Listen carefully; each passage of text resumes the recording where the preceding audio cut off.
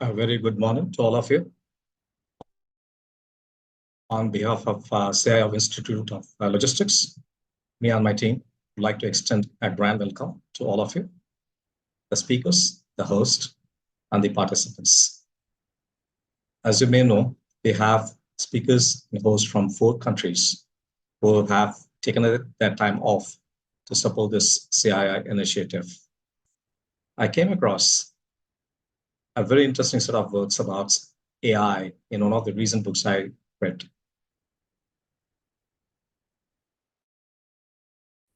It says, everyone talks about AI.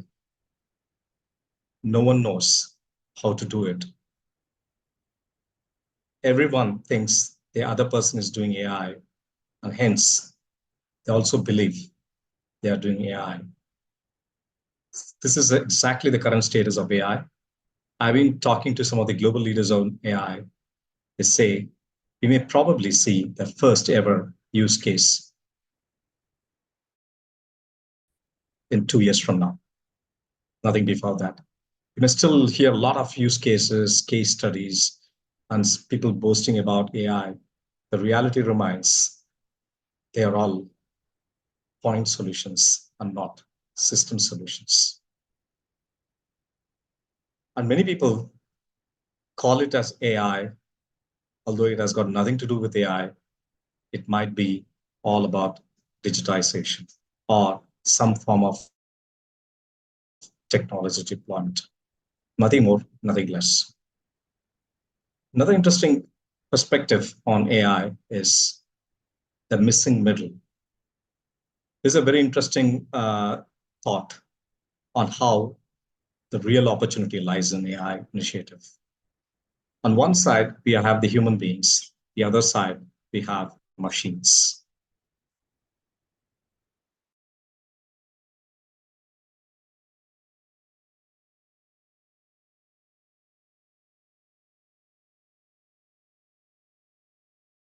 Entities who can do the magic for you. It's all about human beings leveraging machines to raise the bar in the overall productivity and efficiency. I listened to one of the podcasts of the Harvard business professor who said, for ages in India, manufacturing and technology go parallel. They have achieved some improvements in this entire journey for the last several decades. But that's not going to be enough. The world is looking at India, so we have to really come out and start finding the sweet spot, which again refers to the term what I just quoted, the missing middle. The speaker went ahead and quoted about one of the statements when he met Elon Musk of Tesla, who said, we have started a data and AI company which happened to manufacture automobiles. This is a complete change in narrative, what you normally see.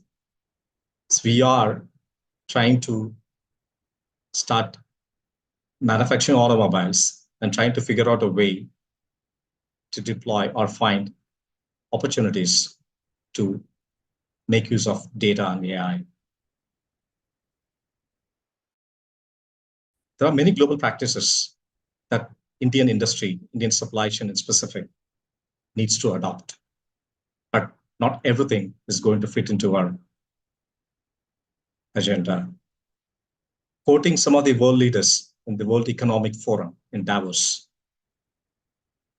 they all love the opportunity. They are super excited at where India is going to be seen the next decade or starting from 2024. But what is giving the jitters to all these business leaders is the price sensitivity in India. Unless you are cost competitive, you are not going to be able to survive in this market. One of the tech leaders from London yesterday sent me a mail Can we explore opportunities to collaborate with CII? He went ahead and said, I am the chapter head and the board member of one of the leading certification program. Can we explore opportunities in transportation management? I told him, we explored this not 1 year back, 7 years back. And we consciously concluded that it's not going to work. I went ahead and gave an example. One of the popular US certification program on professional supply chain costs in India 2 lakh rupees per participant. That is the one in CII, well accepted by both the multinational companies and the Indian companies. We offer at 10,000 rupees. That doesn't mean that there is going to be any compromise in the quality. There is an analogy behind what I'm talking about. Narayana Health is able to do an open heart surgery for $2,000, which will cost anyone $150,000 in US. Does it mean that there is a compromise in the quality? No.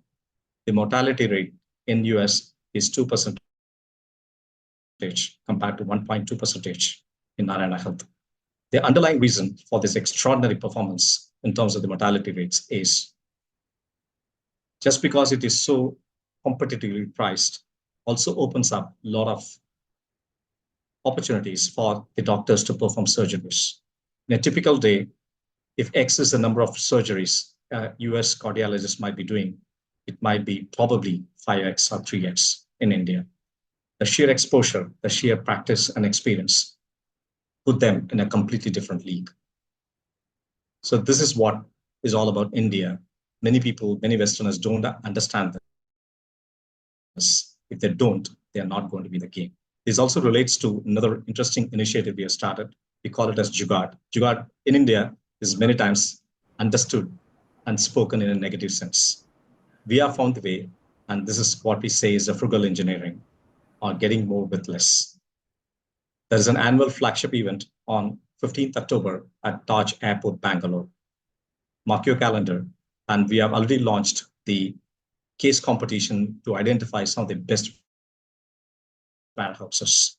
23 of our elite community CXOs are going to be the jury. And it is not going to be easy. There are a lot of competitions happen in the market in India, and people go there and walk away with their flag and trophies. No, we are not going to do that.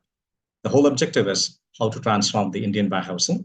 Right after this, we're going to launch another initiative on supply chain. So getting back to think global, act local is all about what is a way we can look at the global practices and customize this and make it adaptable to the Indian scenario. This is the whole objective of this initiative.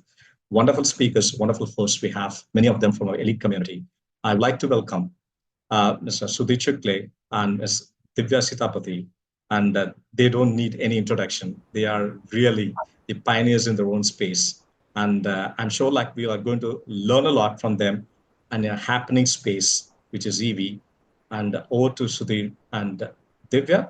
Before they start, just each speaker will be offering you 2 to 5 minutes towards the end. So we will allow maximum 2 questions. I mean it, 2 questions, because there are so many speakers back to back. These are super busy professionals who have taken the time off. We will not overstep even by a minute. So I'm going to control the time. Please bear with me. If really goes off track, I'm not going to allow that. Thank you very much. Yes, Sudhir and Divya for taking your time off. Over to you, Divya. Thank you so much, Venkatesh and Sudhir. It's an absolute pleasure to be hosting the Fireside Chat with you on this very important and buzzing space of EV adoption in India. We've seen a rapid rise as a consumer myself. We see the preferences shifting. So I think, as Venkatesh rightly said, India is also leading the way when it comes to EV adoption, right? 50% rise in terms of sales is amazing. But that also comes with a lot of questions and caveats that we have, which is the crux of our today's Fireside Chat. Sudhir, in case you want to open it up before I have the questions lined up for you, why don't we start with your perspective first?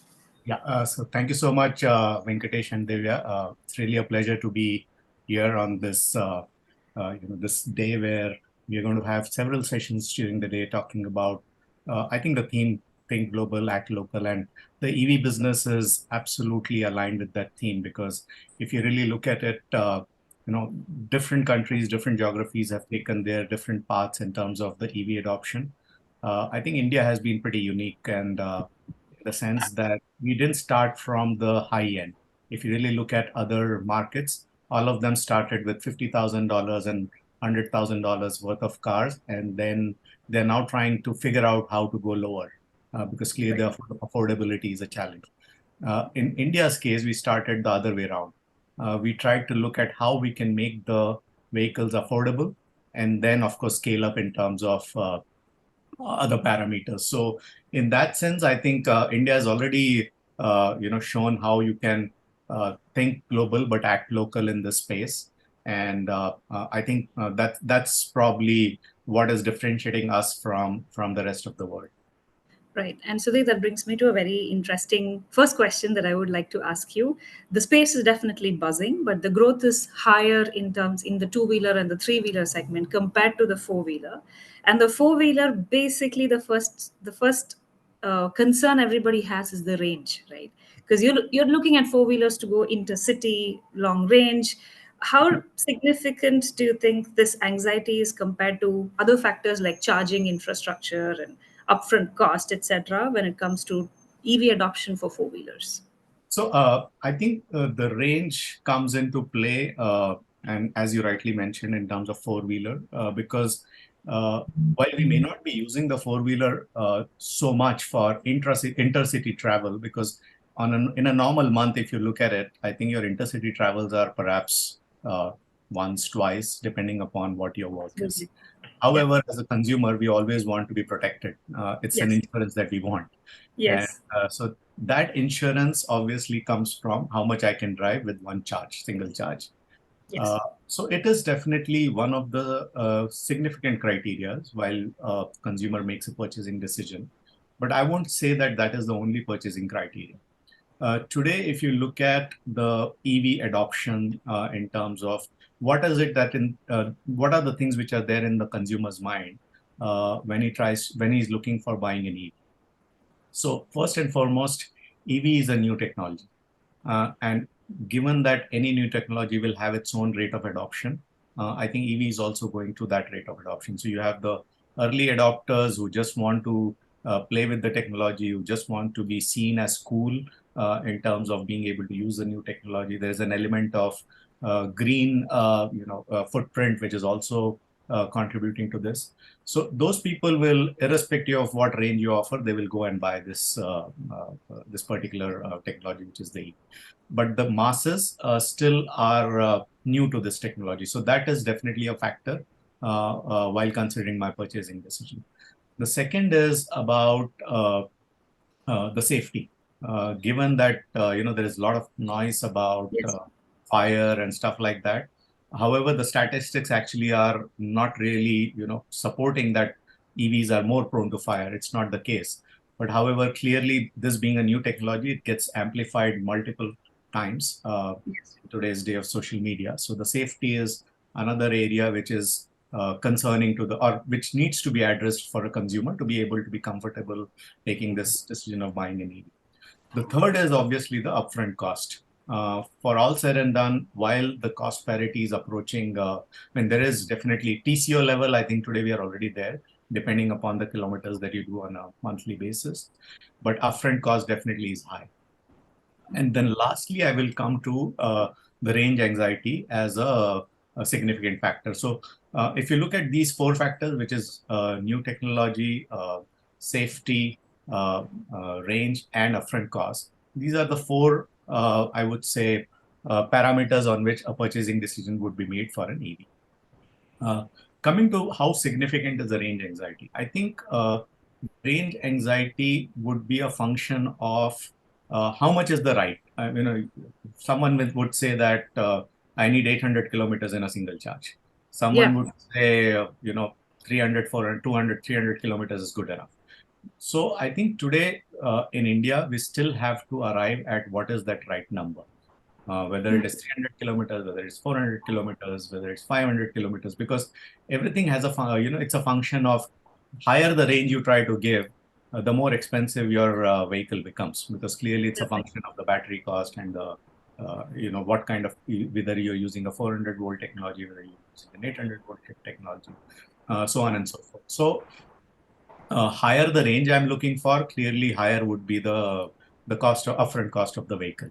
However, I think in India, we still have to arrive at that number. I think my sense is anywhere between 300 to 350 to 400 kilometers could be the sweet spot, which would probably reduce the range anxiety to a large extent. And of course, the range anxiety is also a function of the charging infrastructure.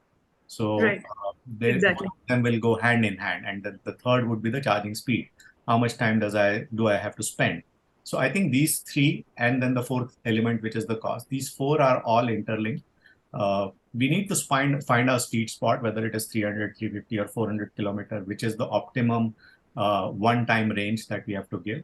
And then that has to be backed up with the charging infrastructure growth. I think a long answer, but these are all interrelated. No, I mean the point when it comes to four-wheelers, you're right. As a consumer myself, I would say we do city rides the most frequently, but you're always thinking for the insurance of when I do a long term. And Sudhir, you brought out an interesting factor around battery technology, right? One of the concerns also is how long is it going to take me to charge? Supposing I run out of charge in the middle of my trip, am I just stranded there? So, what do you think are rapid advancements in the space of battery technology, and how do you think this is all going to pan out in the next 3 to 5 years, where we're going to see this rapid shift in consumers to move more to EV, right? Sure. So I think the battery technology advancements are very rapid right now. I think typically from going from 20% to 80% charging levels, I think the range is anywhere between, if you have an 800 volt solution, I think 20-25 minutes is what it takes. If you have a 400 volt solution, it will be a little longer. But most of the charging from 20 to 80%, you would be able to do it in anywhere between, depending upon the technology, between 20 to 45 minutes. I think that's the range. So of course, there are things where people are working at even higher level of charging, solid state, all that stuff. But I think for all practical purposes, at least for next 3 to 5 years, I think this is what is likely to be the scenario, whereby anywhere between mass market, anywhere between 20 minutes to 45 minutes charging time. And so there, it's interesting when we travel across the highways today, we are seeing that there is a restaurant next to a charging spot so people can eat something. There's a whole ecosystem which is starting to evolve, new business opportunities. But having said that, another question here connected to the range again. And this we don't know, since EVs have just come into the market, people have just starting to buy.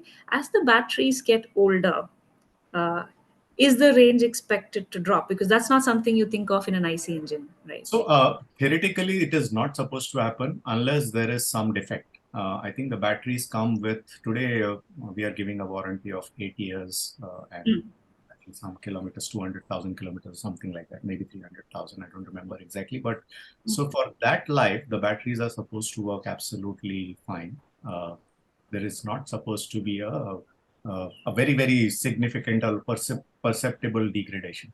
However, what may happen is that you have to do slow charging in between. So you cannot always do just fast charging. So if you continue to do only fast charging for a longer period of time, the degradation is a little higher. And therefore, it is recommended that every now and then you should do your slow charging, which is kind of an overnight charging or whatever that is. If you are able to do that properly, and if you maintain the maintenance is proper, I think this fear should not be there. Okay, all right. Another very related question. People have different driving styles, and the way you drive an IC engine is very different from how you drive a battery EV. How do you think that's panning out with respect to consumers? So frankly, if you ask me, I think most of the people, in fact, I was talking to one of my friends yesterday, and he just bought an EV a few months ago, and he says that I'm just loving it. And why he's loving it is that the acceleration that he gets in the initial thing. I mean, no IC engine will come even Can close. give you that. Absolutely. So, and then of course the gearless driving and all those. So city driving is absolutely fun in terms of in an EV. I mean, you don't sweat if you're driving an EV in a city kind of a condition. Highways, obviously, if you are a driving enthusiast, you would want to do your shifting and all that stuff. But for a normal consumer, I think the driving, let's say, comfort is much better in an EV. It also there's also another benefit. When we all learned the car, the biggest problem was the coordination between the gear shift and the clutch and the accelerator and the brake. Absolutely. Today, the EV takes away all of that. It is just an accelerator and a brake. So I think I would say the driving is much easier, much comfortable in an EV compared to an ICE engine. It's a shift which is happening. We also keep hearing a lot around battery swapping technologies. So is that something which is also because charging and swapping, they're two different things, right? So how is the industry looking at both the different forms of technology in terms of So driving? I saw, I was in China a few weeks ago, and then there are a couple of big players there who are actually actively promoting the swapping solution. People like Neo and people like Xiaopeng, who are, of course, the newcomers. They're not the traditional makers, but they are actively promoting the swapping technology, because what it does is obviously it brings down the initial cost of the vehicle, depending upon what kind of model you're working on. I think coming to our country, I think wherever it is commercial vehicle application, so whether it is three-wheelers, whether it is small commercial vehicles, I think this solution can take off very fast. When it comes to passenger cars, or let's say personal segment, I won't call it passenger car, but the personal segment, I think as a consumer, I would always have this thought that I'm using a second-hand battery. I paid for a new car, but I'm using now, because obviously the swapping means that you're just using someone else's battery or whatever is there. How to overcome that? I think that's a cultural thing that we might have to think, or a mindset thing that we might have to think about. Is it okay for me to use someone else's battery in my vehicle? So that's one piece of it. The second piece of it is, I think in a four-wheeler, it's not easy to just swap. Exactly. Yeah. The kind of facility that you would need, the kind of It's going to be heavy as well, right? the skills you will need, the kind of the infrastructure you would need. I would rather, and that's my personal opinion, that you would probably be better off putting a charging infrastructure rather than a swapping infrastructure. Yeah, and especially so that if you say 20 to 45 minutes, that's livable, right? I mean, so many things you can do in that time.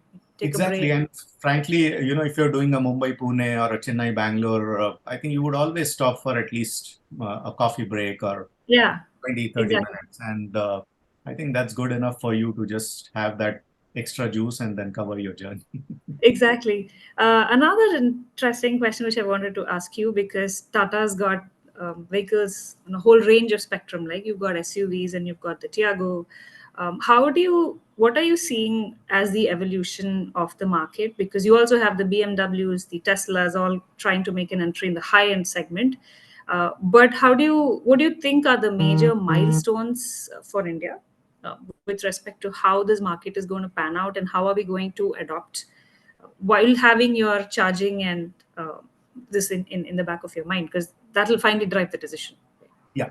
So I think some data points. I think typically what you've seen globally is that when the penetration rate of EVs crosses 5%, that seems to be the tipping point. Tipping So point. once you start selling more than 5% of your market is EVs, then obviously it takes off. There are a couple of countries where it has not taken off rapidly, but most of the countries, once they've crossed 5%, the adoption rate has been much higher. We are currently at around, I think last financial year, it is about 2.5%. Right. For Tata Motors, it is already at about 15%. So that clearly is one of the growth engines for us. I think talking about the market and how it will pan out, I think it's a matter of, I would say, 2 years that you would probably start seeing suddenly that it has started, exploding. The market. When I say explode, the adoption rate will increase significantly. And why I'm saying that is, as far as Tata Motors itself is concerned, we are very much keen to democratize the electrification of the Indian passenger vehicle market.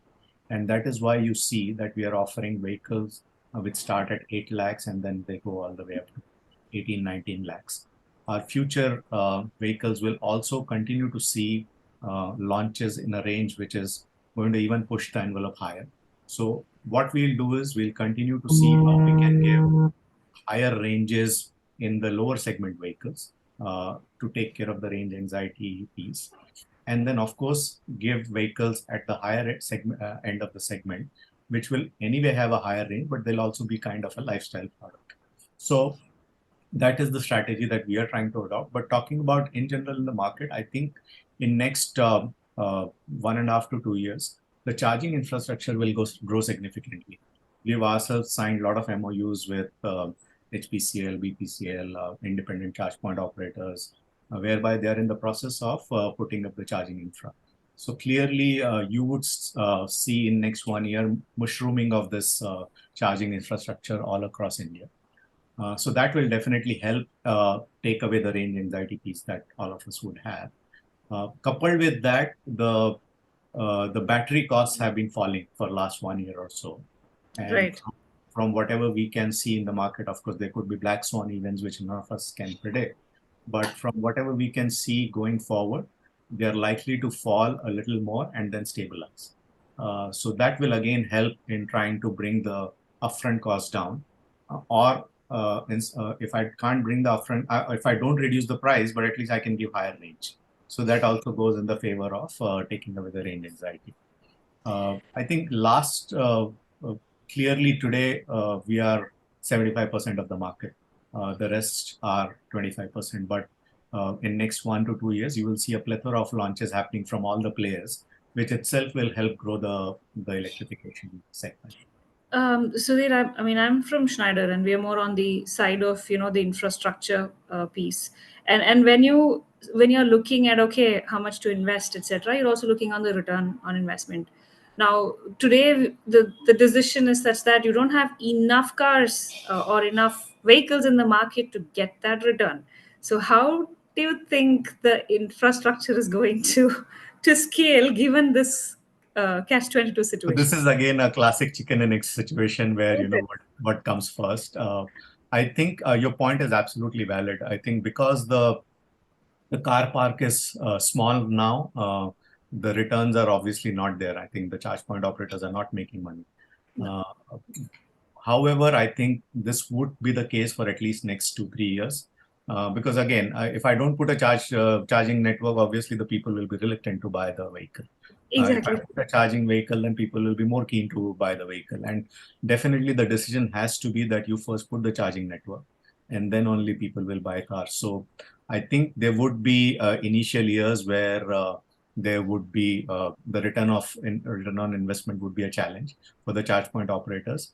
But I think once you start attracting that critical mass, which is, in my opinion, not more than 2 years away, I think these things will sort themselves out, is what my opinion is. Sorry, just one more point on that. I think Venkatesh in his opening comments talked about the scale that India has. A classic point is the digital public infrastructure. I think the country invested huge amount of money upfront, and then the scale came to so now your transactions are costing a fraction of what it would have cost if I would have started charging upfront whatever investment I had made. So I think the scale will be what give us that solution to the return on investment. So initially you will have to invest, but in times to come you will reap the benefits in a multiple scale. Do you think, Sudhir, that in order to drive EV adoptions, the government had come out with, say, PLI schemes to support, the companies? Is something like that anticipated in the charging infrastructure scenario? Because, in the end, if you don't make money out of it, how long do you wait? Those kind of questions. I think probably there is some discussion going on, and I think that the government will come up with something very significant on that, because I think that would really help in uh, fast tracking the charging infrastructure. While the PSUs, the oil PSUs specifically, they are very keen to put it up. However, the pace of rollout of the infrastructure is a little slow right now.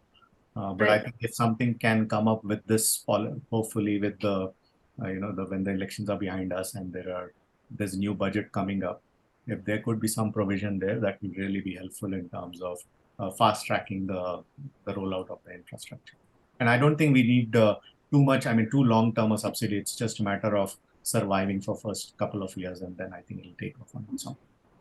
Right. I have two, maybe not questions related, not exactly to the range anxiety, but we do read articles about, say, General Motors facing a little bit of a crisis in the U.S. because their EV is not really taking off the way they expected it to take off. For example, are we seeing similar concerns back at home? Of course, here you have the market is much wider and more diverse, but how, because the concern is again on range, right?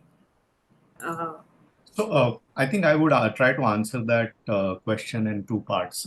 I think the way the American companies approach electrification, it was all they wanted to electrify the big pickup trucks, Yeah. which when you electrify and when you want to have that kind of range, a lot of them would actually approach a price point of almost $100,000. How many people even in the US would actually be buying those kind of vehicles at those kind of price points? So they invested a lot in electrification of all those, expensive vehicles, and clearly the customers were not ready or willing to pay those kind of money for electrified pickup truck. And therefore, you're seeing a lot of I would say it's slowdown in the US in terms of for the customers to be willing to buy an electric vehicle. If you look at India, I think the approach has been completely different, where we are not looking at starting from the top. We Yeah. are actually trying Yeah. to start from the bottom. And Yes. therefore, and I want to quote a particular survey which was done by one of the consulting firm a few weeks back, where they said that almost 60% of Indians are willing to buy an EV. Yeah. Yeah. The willingness is very high. It is Yes. just that once we are able to take care of those four things which I talked about, I think the adoption rate can increase very, very fast. Yeah, and I think for Indians also, it's about how economical it is, right? You don't have to spend on petrol. Petrol being at Absolutely. 102 rupees is expensive. Absolutely. More than sustainability, it's lighter on your pocket, I'm No, guessing. and we are coming up with very, very interesting ways of how people want to adopt to EV. So they're saying if I'm able to put up a solar charging, rooftop solar, then Yeah. it becomes Yeah. absolutely free kind of a thing. Exactly. So Yeah. and given that there is a lot of push from the government side also on this solar rooftop Solar. solutions, I think that will also help in fast tracking the EV adoption. And in fact, there are articles, especially I think Kerala is driving the EV adoption way higher than the rest of the states, where they say I had the rooftop solar connected to my Tata Nexon, and the charging is absolutely free. So, are you promoting these kind of stories? Oh, How are you using absolutely. social media to drive? I think that's so. Frankly, in this EV, let's say promoting the EVs, I think the biggest tool right now is obviously the social media, because people who are curious, when there is curiosity about something new, people would want to today go on the net and try and understand more, search more. So Yes. clearly, the way to tell them about these stories is through the social media, and EV adoption is. I think the kind of number of inquiries that we get in the digital form are much, much higher compared to the conventional walk-ins and stuff like that. And even the conversion rates are quite high there. Quite high there. Another question, it may be indirectly connected to the range anxiety, Sudhir. How do you think the hybrids are positioned in this market? Because a hybrid is a mix of an IC and an EV with no worry on the range at all because the engine is going to charge itself or the battery is going to charge it with the engine, right? And Toyota is seeing an increase in those in the Indian market. So how are you seeing the hybrids being positioned with respect to the I think EVs? for me personally, hybrid is a compromise. And if that compromise, do I really need to make that compromise given that things are evolving, both in terms of how much range I can get in single charge, the charging speed, and the charging infrastructure? Do I really need to compromise is something that probably the customers will start thinking. In my opinion, for India, I think we should go whole hog on the electrification piece. That would solve a lot of our problems, whether it is import of fuel, whether it is the environment that we are living in, whether it's the adoption of the solar power for the charging and all that stuff. I think, yeah, I mean, hybrids have been around for quite a number of years. They are being promoted by different players. But particularly for India, I think if we can stay focused on our electrification journey, it's just a matter of time whereby you would not need hybrids. Yeah, and I think India just leapfrogged on the digital payments and the digital infrastructure. And I think on EV, it's a similar situation where it's leapfrogging already because of the diversity of the segment that we have, right? Like you rightly said, in the US, they focused on the high end, the trucks and the cars is not enough to drive and power the market. Coming to hybrids and related technologies is an interesting question on the chat from Biju. How is the disruptive technology like hydrogen fuel cells going to impact battery vehicles and business? So I think hydrogen fuel cell is nothing but it also runs on an EV technology, to be honest. So what you have in a hydrogen fuel cell is you generate electricity to drive a battery which drives the motor and so on and so forth. However, I think that technology is probably much more suitable for heavy trucks and buses, the long range buses and heavy trucks. Another challenge with hydrogen fuel cell technology is that the purity of hydrogen which is required is almost 99% plus. That's one point. The second point, the fuel cell stack per se is quite a complex piece today in terms of how it is engineered. And therefore, in the Indian environment, which is dusty, which has its own challenges in terms of different kinds of temperatures, how reliable it would be is still to be seen. While the technology is very, very promising, but would it be more suitable for certain applications which are more to do with heavy commercial vehicles and long range buses, or it will find itself into the small passenger cars? I have my doubts on that, but definitely for the heavy commercial vehicles and buses, it's definitely something that it's a very promising technology. All right.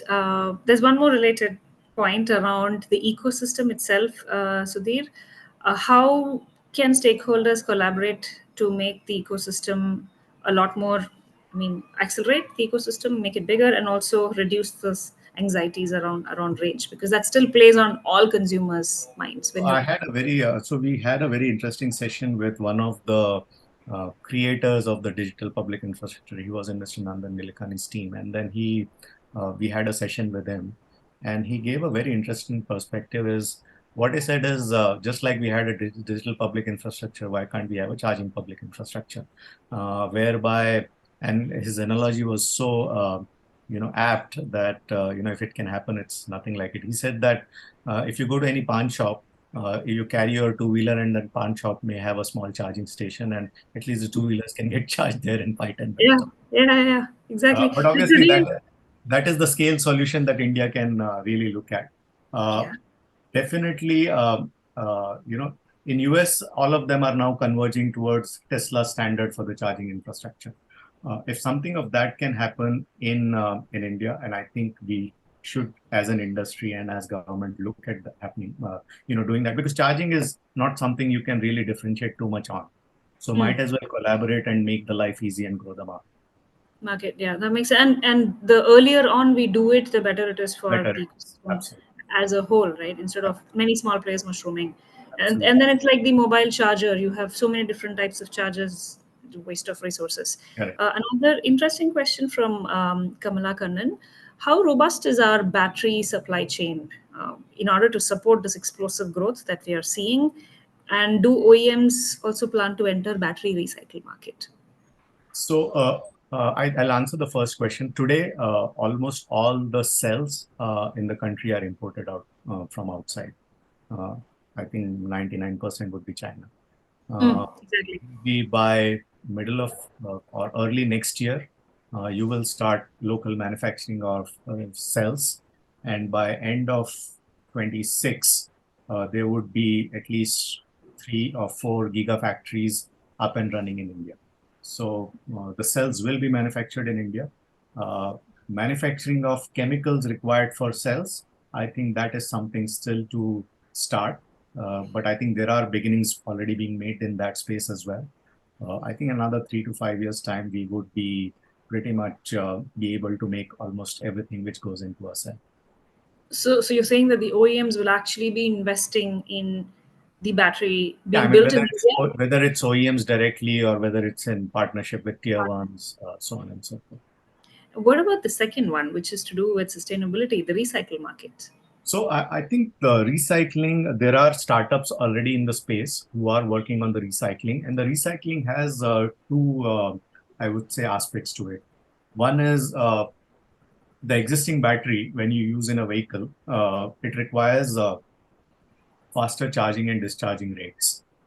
And let's say after 8 years, you take that battery out. It's not that the battery is dead, it can still function, but it may not be good enough to work in a passenger car kind of an application. However, the same battery with some cell replacement or something like that can actually work in a storage situation, whereby so it can have a second life, which is to do with storage.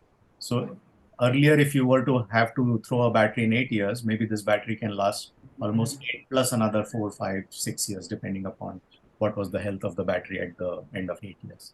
So that is one way of prolonging the life and therefore kind of a reuse of the battery that came out of a vehicle.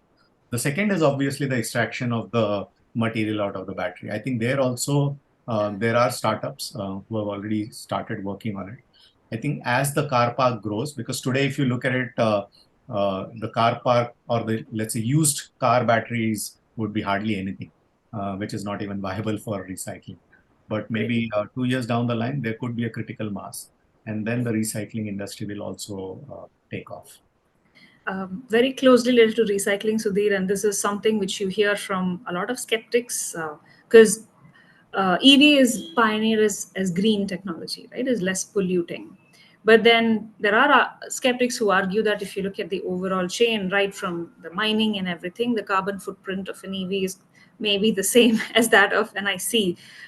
Do you think EV is really greener when you look at the end-to-end supply chain?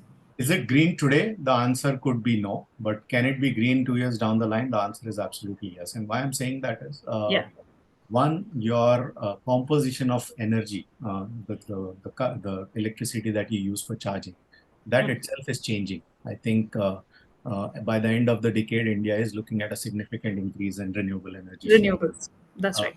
With the solar rooftop kind of a thing, in any case, you will see a lot of the charging or a good amount of charging happening through solar energy. So I think from that piece, which is, I would say, the front end piece, I think by end of the decade, you will see significant improvement in terms of the greenness of the electricity being used for charging. Going towards the supply chain, I think there's a lot of, first of all, India predominantly is using the LFP technology, which is supposed to be more greener compared to the NMC technology. And chemistry, I would say, not technology. And therefore, because of that, in any case, our supply chain is likely to be more greener. There are a lot of sustainability initiatives being taken even in that space. So there are companies who are now insisting that the sourcing of material should be from, let's say, the scope 3 target should be met there as well. And therefore, it's an evolving space. Would I say that everything is green today? The answer is no. But at least I'm not polluting the air today through my end use. So in that sense, I'm less, let's say, polluting. And going forward with renewable energy share going up, I'm quite confident it will turn more greener. A very related question from Harish, and an interesting one too. What will be the environmental impact of extracting lithium, which is needed for the EV batteries, especially because now we found enormous tons of lithium in Kashmir?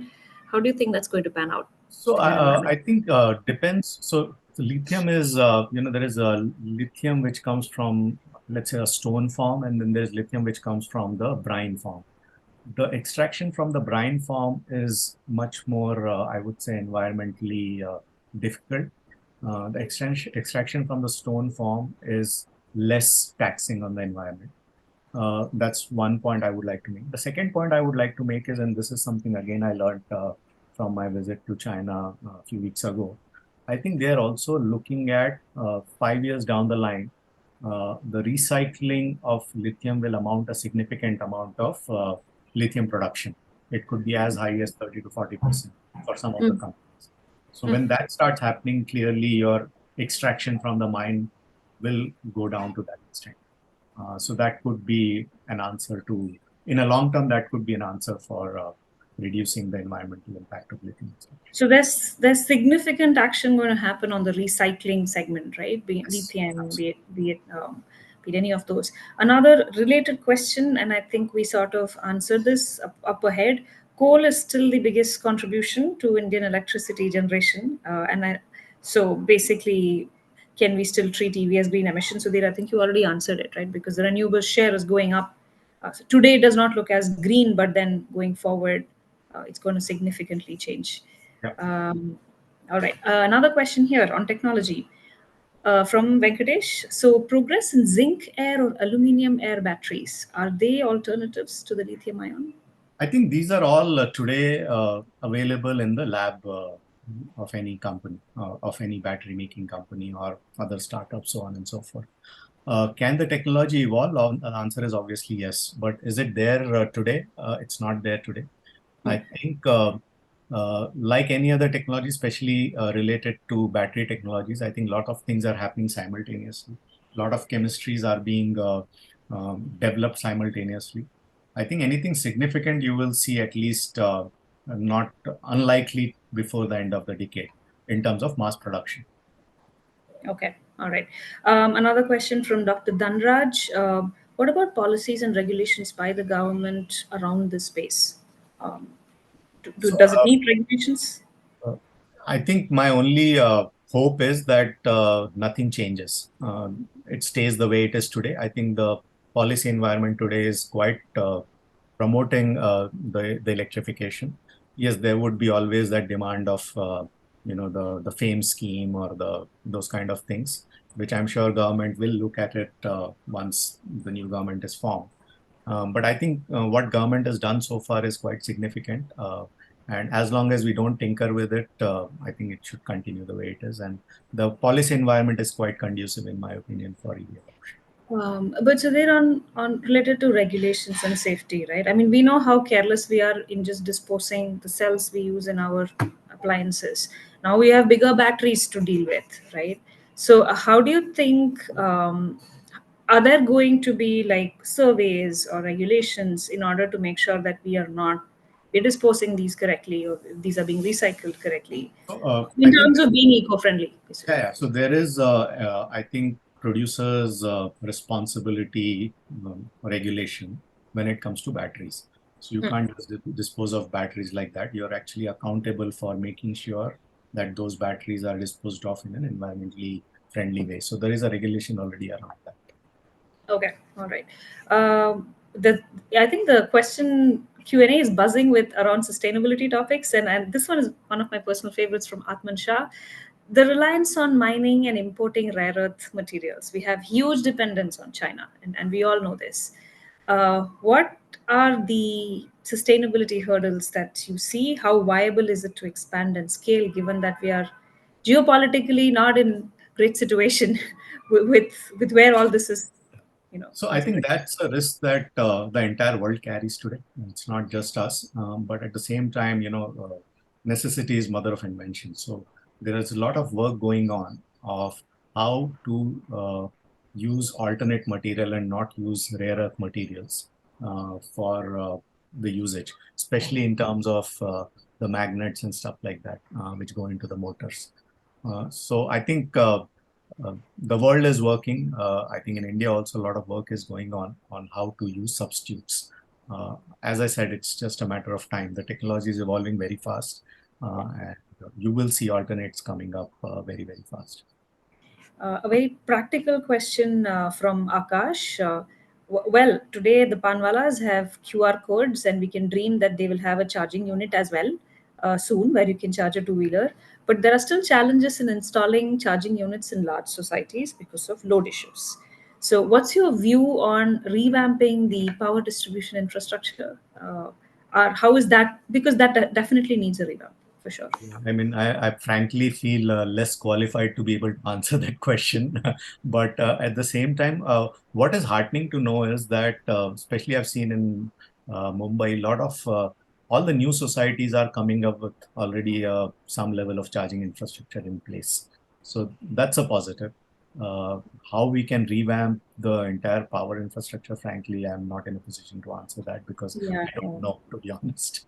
Yeah, I mean, I know the discoms are already troubled, and let's not get into that territory right now. Not the right people to comment on, unfortunately. An interesting question from Kamala Kannan, and this I think you can surely answer. The tech around batteries is evolving very fast, right? And but you're already making big investments today. So, how do you think these investments will stay relevant for a decade? Because the tech is evolving way faster than that.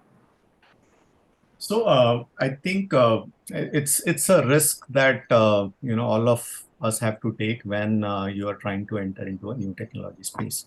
Electrification is a new. I won't call it a very new technology because it has been around for quite a number of decades. The usage of it has started ramping up, especially post COVID, and therefore I'm calling it a new technology. So that risk is already there, but will the change happen tomorrow, or will the change happen 7 8 years down the line is what we have to look at. I think if you start reading the articles which go as back as 3 years 5 years down the line, everyone was saying that in 3 years time you will have solid state coming in. Yeah, Even today people are saying the same thing, that in 3 years time you will have solid state coming in. yeah, yeah. So I think, as I mentioned in the beginning, I think a lot of these technologies are getting, I would say, proven at the lab scale. But to be able to prove them in mass production scale, is I think is still some time away. That's point number one. Point number two, I think about a year and a half ago, the biggest worry was about the cost of the battery Yes, because yes, they were very, very high. In last absolutely. 1 year, you have seen the battery prices have come down significantly. Okay. Yeah, And because of that, and of course, there are different forecasts which say that they might come down a little more going forward. And given that, the uh, the push for looking for alternates is also likely to slow down, because you're not mm, looking at how I can bring the cost down, because the cost has come down significantly already. Uh, mm, Therefore, what is the other thing that I'm looking for? Maybe I'm looking for how I can increase the charging rate, or how can I, make it more compact, the battery more compact. So those are the, research topics which have come up now. The costs seem to have come down significantly, and therefore the battery makers are actually now trying to survive, to be very honest, in terms of, how to ride over this current trough which has been reached in the battery pricing. Therefore, I think at least for next few years, it's very unlikely that you will see any significant change in the composition of the battery technology. Beyond that, yeah, I mean, things will evolve, because IC engine has taken 100 years to evolve, so this technology will also evolve pretty fast. but again, a related question from Dr. Balakrishnan. For sure, you need a lot of research and development around these topics, right? So, how is the Indian government planning to promote design and material research, or how is the private sector, in fact, going to pitch in to make sure that our research is above the research which is done in, say, the rest of the world, in order to drive better chemistry and cost? So I would say, I think there, unfortunately, we have been laggards. We are just trying to import stuff, integrate stuff, and then run the vehicle. So that's a sad part. I think, and I don't think it's just the government. It's us as industry, the ecosystem, including our all the best education institutions that we have. Unfortunately, as a culture, we are still running after what is the highest pay package in a particular institute, rather than Exactly. how many patents that institute has been able to generate. So I think that's a much deeper problem that we have as a country, and it's not restricted to the EV space. I mean, in fact, the best research which comes out of other countries, many are driven by Indians, right? And it's sad that it's not happening here when we need it the most. No, again, again, I keep going back because it was very fascinating, the visit that I had to China. I think all the battery makers whom we spoke to, they're all connected to one or more number of universities where the basic research is going on, which is either partly funded by government, partly funded by the industry, but they're all working on very basic research. And some of the owners of these battery companies are actually products of those universities. So that's the kind of symbiotic relationship that they've been able to create. And I mean, China is fairly new in this area. It's not that they've been working on this for decades. So if they've been able to do it in last 10 years, I think we are not too late. It's just that we have to start. Yeah, no, and I think US already had that. They had the head start. Absolutely. So it just works. And I'm hoping with the reverse brain drain, which is happening, and Indians definitely come into research space more and more. A couple of interesting questions around CNG. The CNG growth with an option of having to switch to petrol mode, right? So is that something which we would see in the EV space? But again, that will move to the hybrid, as we were discussing That's the before. hybrid. Yeah, but do you think that's going to somehow come into the market? Because today its share is clearly negligible, but it's catching up. It is, and it is being promoted by some companies. But as I Yes. said, as a country, I think it would make sense. See, if you look at I talk about this analogy because it's very interesting. A few decades ago, we were all trying to see how much is the telephone penetration based on the fixed telephone that you had. And then India suddenly, instead of increasing the fixed telephone penetration, we straight away jumped to the mobile telephony where the Yeah. penetration is huge. Yes. In my opinion, I think India should look to do the similar thing on in the electrification space. Okay. But a related question from Vijay Bhaskar. Actually, it is a very different topic on explosion of batteries and safety.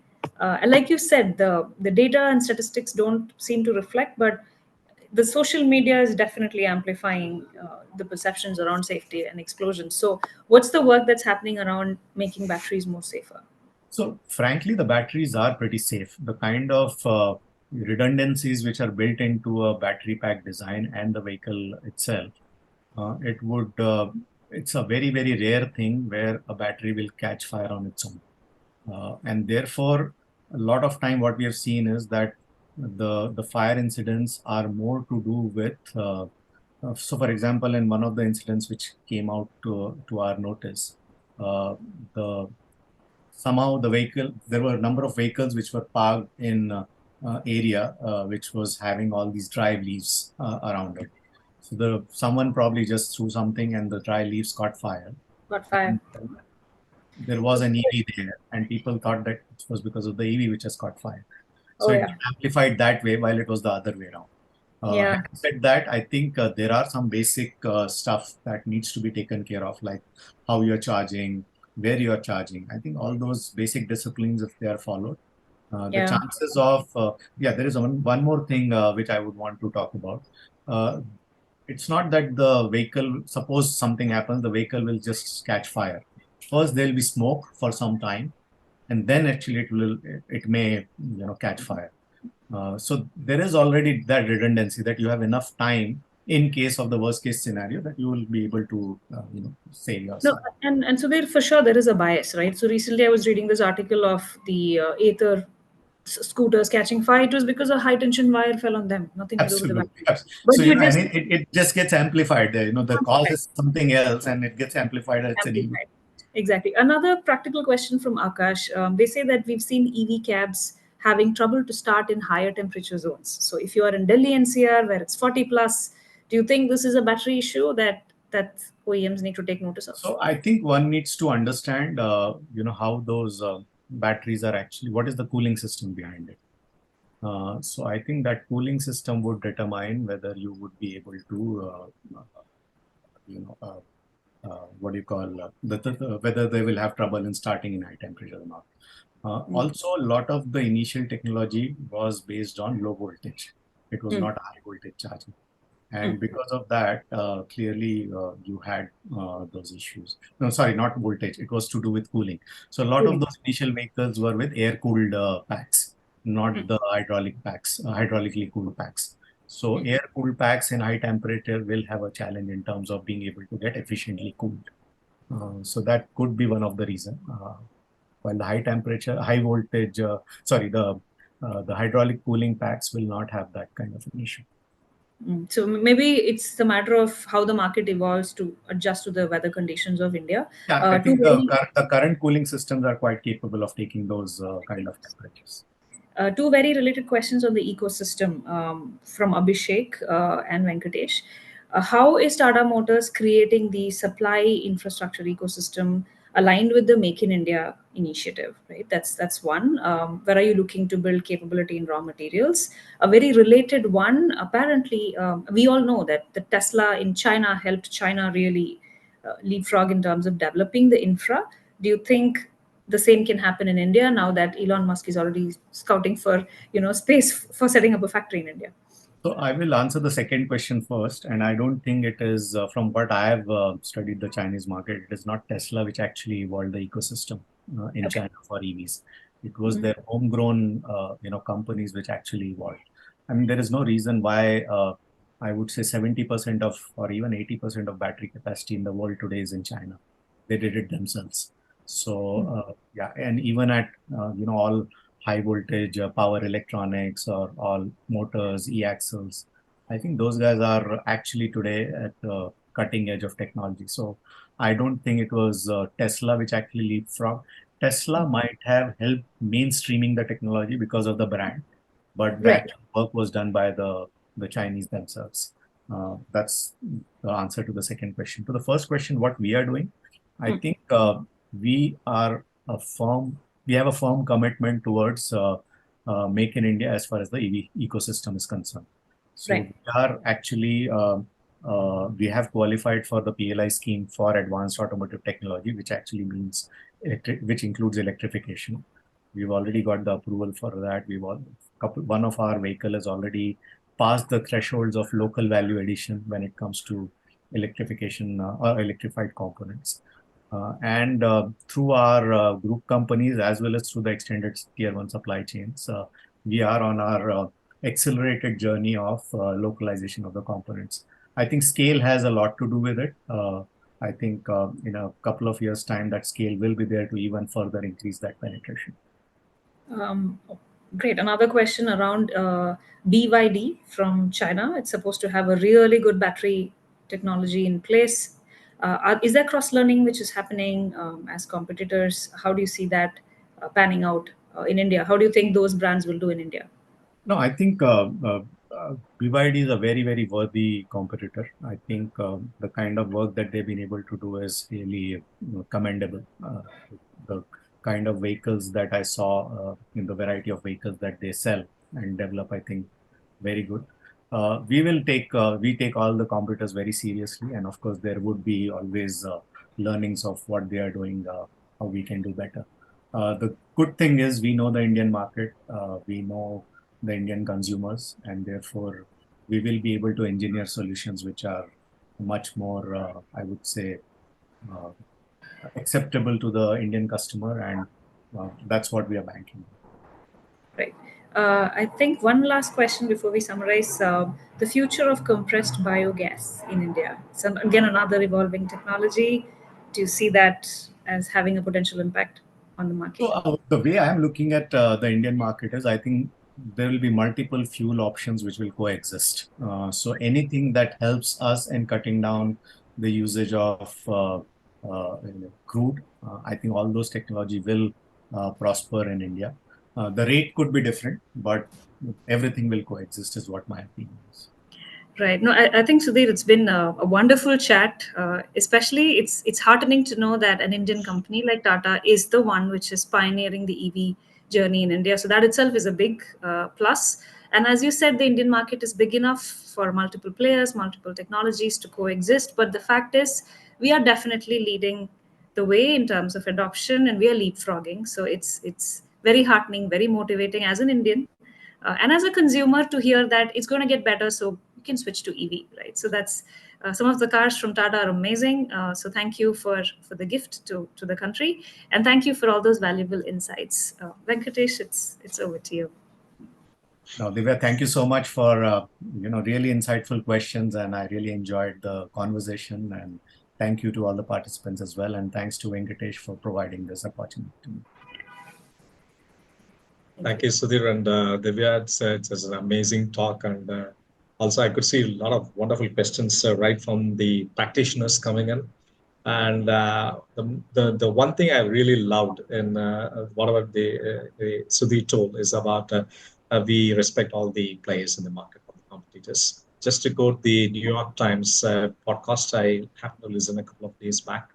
They played two different interviews of Elon Musk. First is a few months before they asked like, what do you think about BYD? Is it he asked who is BYD? Okay, then some time passed, and then they asked the same question. Yeah, they are doing a great job. We have to really watch out. So even someone at that level, after pioneering that space, he has taken a lot of time, and that also takes me to the iPhone and the BlackBerry story, which I'm sure like everyone knows that. So I think I love that. So you respect all the players, and we play to our strengths, and we are in India. We will make it, and so that's an amazing thing. That's an happening space. And so like ever before, and because I hosted Divya for the Fireside Chat at IIM Ahmedabad, and I still remember those things. I keep playing it periodically, it is in my recording. She's too good in asking and moderating the questions, and that's wonderful. I really enjoyed that, and thank you, Sudhir and Divya, for taking your time off. I'm really proud to have you as part of our elite community of CX experts. Thank you. And great question from audience and a great topic. Thank you, Venkatesh. Thanks a lot. Thank you.